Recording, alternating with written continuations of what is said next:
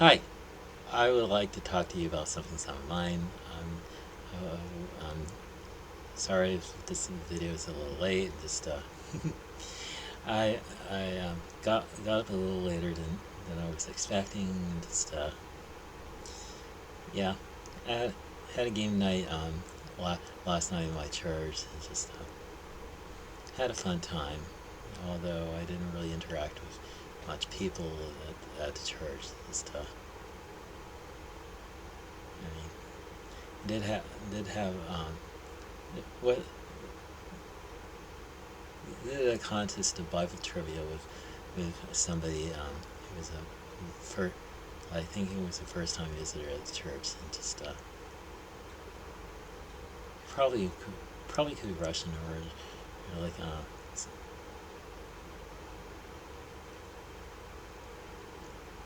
but I had a fun time. Anyway, I was I was just thinking about how how to tell people that you have autism, and this is something that I asked ChatGPT about, and here's his answer. I mean, that depends on your comfort level, the situation, and who you're telling. Here are a few approaches depending on the context. I mean, first of all, for like casual and simple, you may want to say, I'm autistic, that's just how my brain works, or I have autism, so sometimes I experience things differently.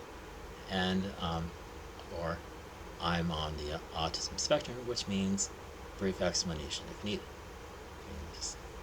And two, two is explaining it when relevant. If it affects how you interact or process things, you can bring it up naturally. It's like you can say, I have autism, so I might need a little extra time to process what you're saying. Or loud noises can be overwhelming for me because I'm autistic. Or I struggle with eye contact sometimes as part of my autism, not me being rude. And three, using humor if that fits you. I run on an alternative operating system, aka I'm autistic. Or I come with built-in sensory settings. Some are just set to extreme. or you, or number four, you can go for more detailed for close friends or family. If you're telling somebody close, you might explain how it affects you personally. I wanted to share that I'm autistic. It helps me understand myself better, and I'd love for you to understand too. Or being autistic means my brain works a bit differently. Sometimes I explain specific challenges, but it also means I mention strengths if you want. I mean, and and here and here's how to talk to people who think that autism comes with vaccines. If you're talking to someone who believes the false claim that autism comes from vaccines, the best approach depends on how they are open to the facts. Here are a few ways to handle it. One, keep it simple and personal. I mean, say autism is just part of who I am. It's not something that happened to me. And or two, that's actually a myth.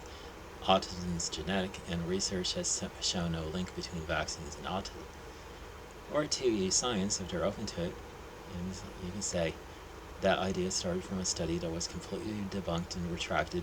The doctor who wrote it lost his medical license. Or there have been tons of studies with millions of people proving there's no connection between vaccines and autism.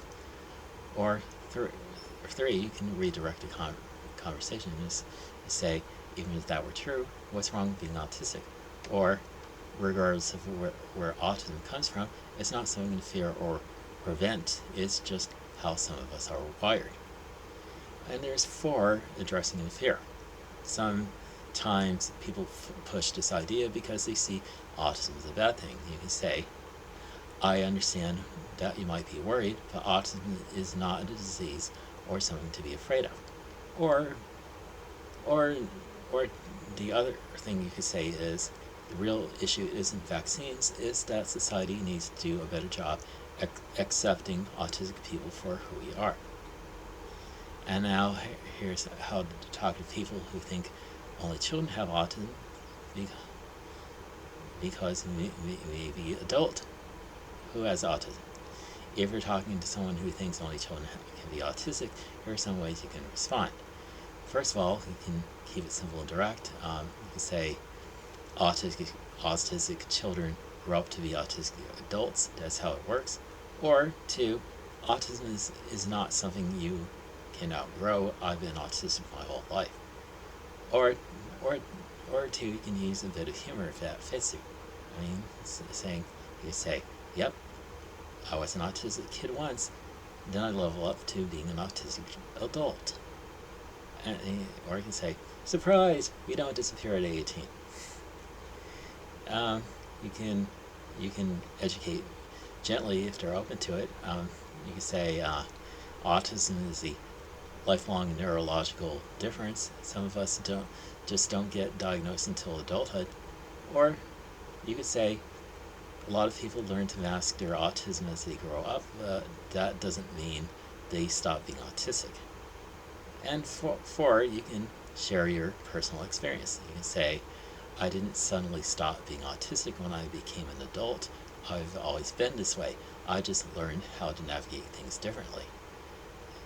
Or you can say, actually, many autistic people don't even get diagnosed until adulthood, especially if they were good at masking or if they didn't fit stereotypes.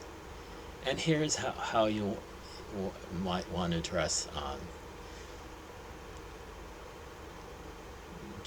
being diagnosed later in life, like I have been.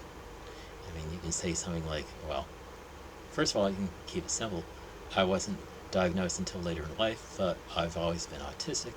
Or, I didn't know I was autistic until recently, but looking back, it makes so much sense. Two, you can explain why it happened if you want to. Autism wasn't as well understood when I was younger, so I didn't get diagnosed until adulthood. Or, I learned to mask my traits growing up so no one noticed I was autistic, including me. And three, you can share how it affected you. I mean, you can say, getting diagnosed as an adult helped me understand myself so much better. Or, I spent years wondering why certain things were harder for me than for others. My diagnosis finally gave me answers. Now, these are all good ways we can address these things. That when you're sharing your autism diagnosis with people, I mean, just you can you can just share what's on your heart. I mean, it wasn't easy for me to share my diagnosis because I did I mean I wasn't really convinced I was autistic.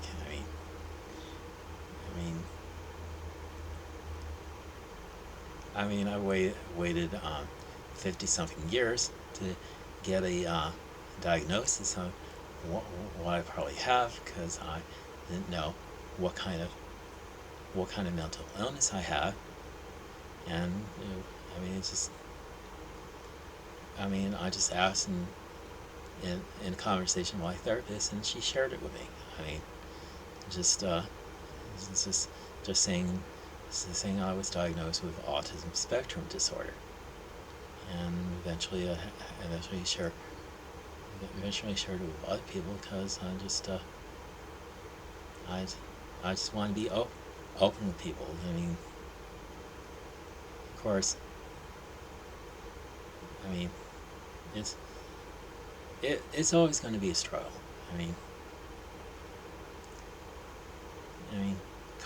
Coming to terms with the fact I'm autistic is going to be a lifelong thing. It would have been better if I knew years ago if I was autistic or not. But at least now I know. Anyway, that's pretty much all I have to share with you in this video. So have a good day, and may God bless you.